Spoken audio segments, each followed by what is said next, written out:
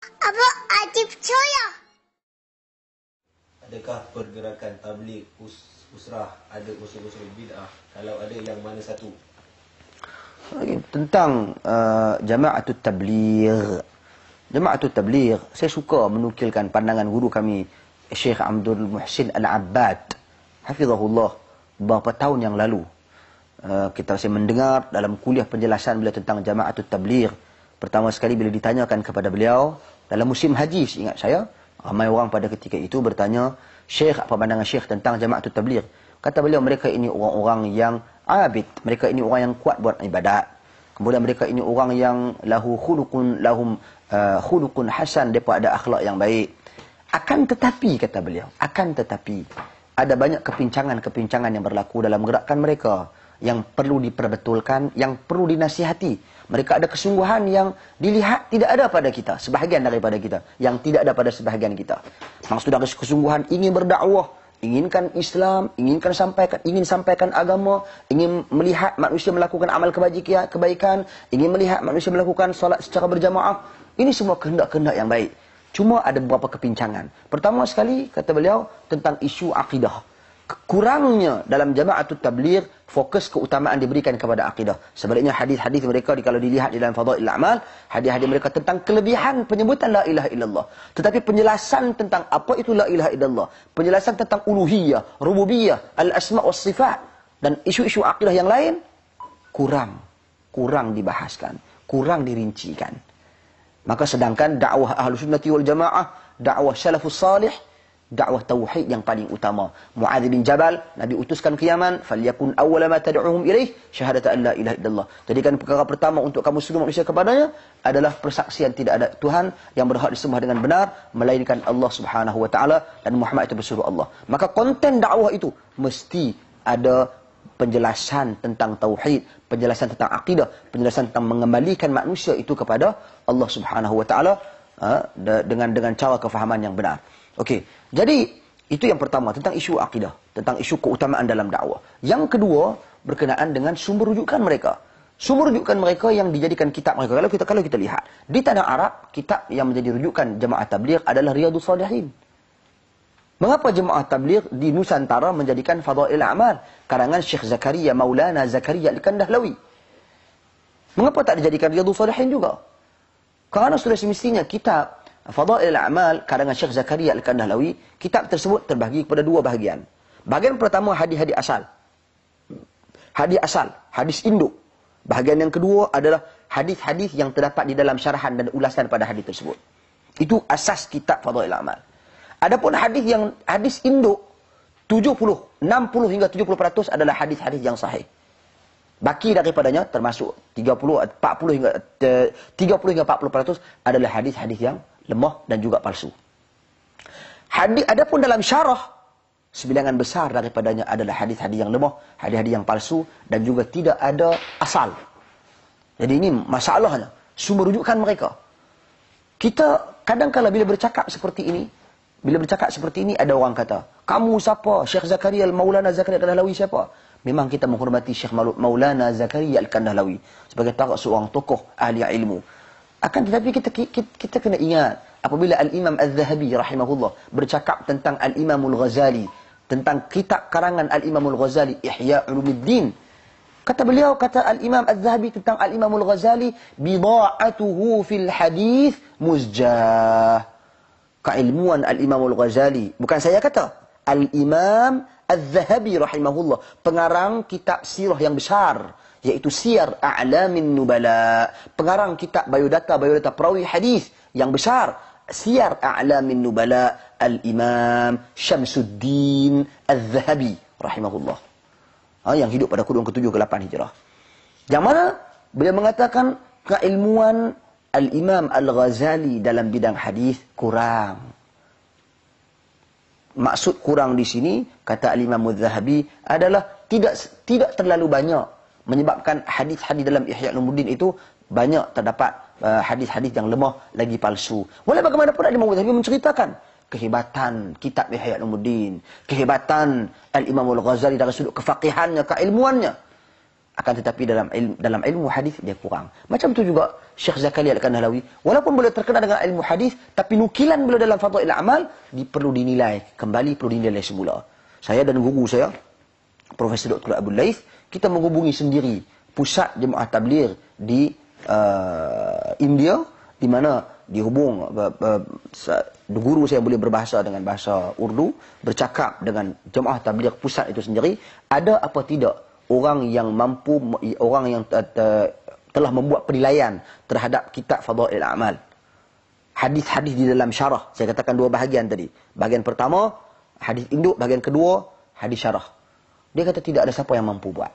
Pernah telah diusahakan, tapi oleh kerana banyak sangat hadis-hadis yang tidak ada sanad, maka sukar untuk melakukan penilaian dan sukar untuk melakukan kritikan. Maka mengapa ini dijadikan sumber rujukan? Adakah kerana semata-mata Syekh Zakaria Al-Kandhlawi menulisnya? Tak boleh kita katakan sedemikian.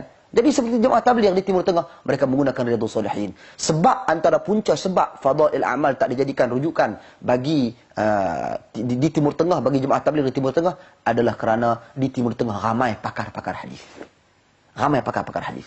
Kerana itu Riyadhus Shalihin dijadikan sumber rujukan. Jadi itu masalah kedua tentang sumber rujukan mereka. Ketiga, tentang semangat mereka untuk berdakwah sedangkan pengisian ilmu kurang. Mereka beberapa hari keluar, 3 hari keluar, dalam tempoh-tempoh yang tertentu untuk berdakwah.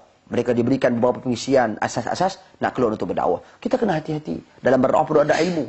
Mereka berkata sahabat Nabi radhiyallahu anhum ajma'in bertebaran di atas muka bumi, keseluruh berapa puluh ribu bertebaran di atas muka bumi. Saya katakan kepada mereka, itu sahabat Nabi yang memiliki asas ilmu. Mu'adz bin Jabal yang Nabi hantar ke Yaman. Nabi tanya kepada dia, dengan apa kamu nak berhukum Mu'adz? Kata Mu'adz, dengan Al-Quran. Kalau tak ada Al-Quran, as-sunnah. Kalau tak ada sunnah, astahid li ra'i, aku beristihad. Siapa di kalangan kita mampu beristihad? Adakah jemaah tabligh tahu? Adakah semua daripada kalangan mereka? Saya tak kata semua mereka, ataupun saya tak kata sesiapa saja. Saya kata umum. Adakah semua orang yang keluar, yang menyertai jemaah tabligh, mampu untuk menjawab berdasarkan Al-Quran, mampu untuk menjawab berdasarkan sunnah? Kalau tidak ada dalam Al-Quran dan sunnah, mampu untuk berijtihad. Adakah semua? Bila kita katakan tidak ada semua, bukan tidak ada semua, mustahil semua boleh buat macam tu, maka kita kena hati-hati untuk keluar untuk berdakwah. Kerana untuk nak keluar berdakwah, nak menyeru orang, walaupun dalam hal-hal yang kecil, kita perlu ada ilmu dalam hal tersebut. Perlu ada asas, Al-Quran, Al-Hadis, dan penjelasan ulama-ulama ahlu sunnati wal jamaah. Kelanjutan yang keempat, iaitu penetapan tempoh-tempoh untuk keluar 3 hari, penetapan 40 hari, penetapan 4 bulan. Ini penetapan-penetapan ini datang apa tidak daripada Nabi SAW? Pernahkah apa tidak Nabi SAW menyatakan dengan para sahabat, jom kita keluar berdakwah 3 hari? Pernahkah ditetapkan hari sedemikian? Kalau tak ditetapkan, mengapa kita menetapkan dia? Sehingga dia jadi satu perkara kebiasaan gerakan jemaah tabligh untuk keluar. Itu yang keempat. Seterusnya yang ke saya rasa cukuplah dekat dulu kot. Ini banyak sangat ni. Jadi ini poin-poin penting yang saya kira tentang jemaah tabligh. Adapun yang kedua tentang usrah. Usrah. Tentang usrah ni nama aja. Usrah ni nak berarti satu program ilmu dalam kelompok yang kecil. Program ilmu dalam kelompok yang kecil. Kalau nak tengok dari sudut pendalilan di dalam hadis Nabi SAW, Nabi banyak berhimpun dengan sahabat-sahabat radhiyallahu anhum ajma'in. Kumpul sikit kelompok ni, kelompok ni, kumpul dengan isteri, kumpul dengan kawan-kawan. Banyak. Dan antara yang paling jelas sekali dalam hadis Jibril alaihi salam, di dalam yang diriwayatkan oleh Imam Muslim, bagaimana Nabi duduk dengan sahabat-sahabat, kemudian Jibril datang dalam bentuk rupa manusia, bertanya Nabi tentang Islam, iman, ihsan, Nabi menjawab. Ini semua adalah kelompok kecil, kelompok yang mana kelompok tersebut berbicara dan berbincang tentang ilmu. Macam hadis tentang hak-hak jalan. Sahabat Nabi lalu melihat sahabat. Nabi kata, iyyakum wal julus fit turuqat. Hendaklah kamu jauhi daripada duduk-duduk di tepi jalan. Para sahabat berkata, kami sedang berbincang tentang urusan agama. Bincang tentang sesuatu.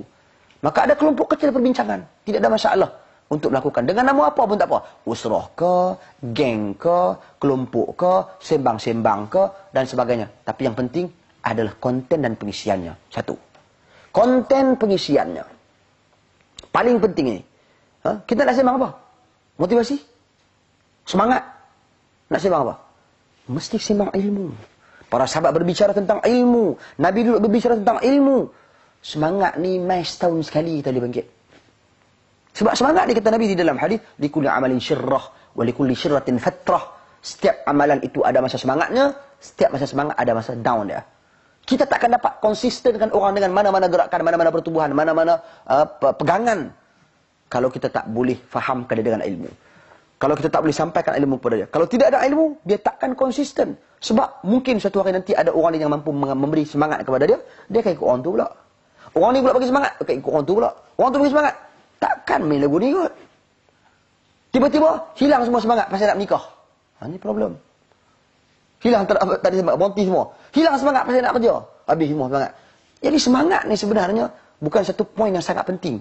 Ia datang setelah kita ada ilmu, membantu. Ilmu ni yang sebenarnya memastikan konsisten kita berada di atas mana-mana perjuangan. Itu satu poin penting. Okey? Perbincangan ilmu. Kedua, kaedah kita berbincang. Cara majlis itu dibentukkan. Cara majlis itu dibentukkan, ada perkara yang penting sahabat-sahabat. Hendaklah dijauhkan unsur-unsur yang tidak syar'i. Unsur-unsur yang tidak syar'i seperti menetapkan majlis ni kita nak kena mulakan dengan bacaan ini, nak kena tutup dengan bacaan ini. Penetapan benda-benda yang unsur-unsur bid'ah. Mesti majlis ini bercampur lelaki dan perempuan contohnya. Kemudian mesti majlis ini sulit, terahsia, tak ada siapa tahu. Ilmu tak boleh sembunyi. Ilmu tak boleh sembunyi. Man katama ilman aljamahu Allahu lijama minan nar. Barang siapa yang sembunyikan ilmu, Allah Subhanahu wa taala akan kekang dengan tali kekangan daripada api neraka. Ilmu perlu didedahkan. Biar orang lain mengaji sama-sama. Pasal nak sembunyi? Apa pasal? Jadi ini tak boleh disembunyikan, tak boleh ditutupkan, tak boleh dihalang orang lain untuk mengambil manfaat. Kalau betul-betul kita menyampaikan agama yang benar, al-haq, Islam, panggil semua orang mengaji. Panggil semua orang mengaji. Panggil semua orang berusrah, panggil semua orang berkumpulan, panggil semua orang berkeluarga, panggil semua orang sembang-sembang. Kerana asas agama perlu disampaikan. Kalau Nabi berpesan, liyuballighu syahid minkum al-ghaib, hendaklah orang yang menyaksikan sampai kepada orang yang ghaib, yang tak hadir. Jadi asas agama ni dia kena sampaikan, dia tak boleh sembunyikan. Innal ladzina yaktumuna ma anzalna minal bayinat wal huda min ba'di ma bayyanahu lin-nasi fil kitab ulaika yal'anuhumullah wa yal'anuhumul la'inun. Sesungguhnya orang-orang yang menyembunyikan petunjuk, innal ladzina yaktumuna ma anzalna, petunjuk yang telah kami turunkan daripada agama ini. Maksudnya sesungguhnya orang-orang yang menyembunyikan apa yang kami turunkan daripada petunjuk ini. Min ba'di ma bayyanahu lin-nasi fil kitab, setelah kami jelaskan di dalam Alkitab, yakni Al-Quran. Mereka itulah orang-orang yang Allah Subhanahu Wa Taala laknati dan dilaknat oleh pelaknat. Jadi hati-hati dalam kita nak menyebarkan sesuatu fahaman, sesuatu perkara, jangan kita sembunyikan. Kalau kita benar, kita sampaikan. Kalau ianya ilmu, berikan manfaat untuk orang. Sebab asas ilmu perlu disampaikan kepada semua. Jangan disembunyikan dan jangan disempitkan. Maka akan berlaku kekurangan dalam usrah ataupun gerakan ataupun kumpulan ilmu, kumpulan perbincangan kecil apabila dia ada konten dia lemah, konten dia lari daripada ilmu, konten dia lari daripada akidah. Asas mesti akidah. Kok mana pun mesti akidah. Soal ada orang kata, oh, orang tak minat, orang cakap boleh. Minat tak minat itu hak masing-masing, tetapi yang paling penting kepentingan dan kedudukan agama menetapkan bahawasanya akidah adalah yang paling utama. Approach kok mana you nak buat? You nak mengajar akidah melalui tafsir, terpulang. You nak mengajar akidah melalui hadis, boleh. Ajarkan. You nak mengajar akidah melalui akhlak, boleh. Itu kembali kepada approach masing-masing. Tapi konten jangan lari daripada akidah, kerana akidah akan membentuk manhaj dan jalan cara kita beragama. Itu yang paling penting.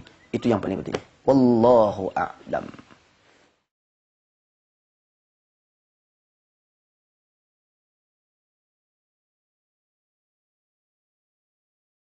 Apa dia adik cuya?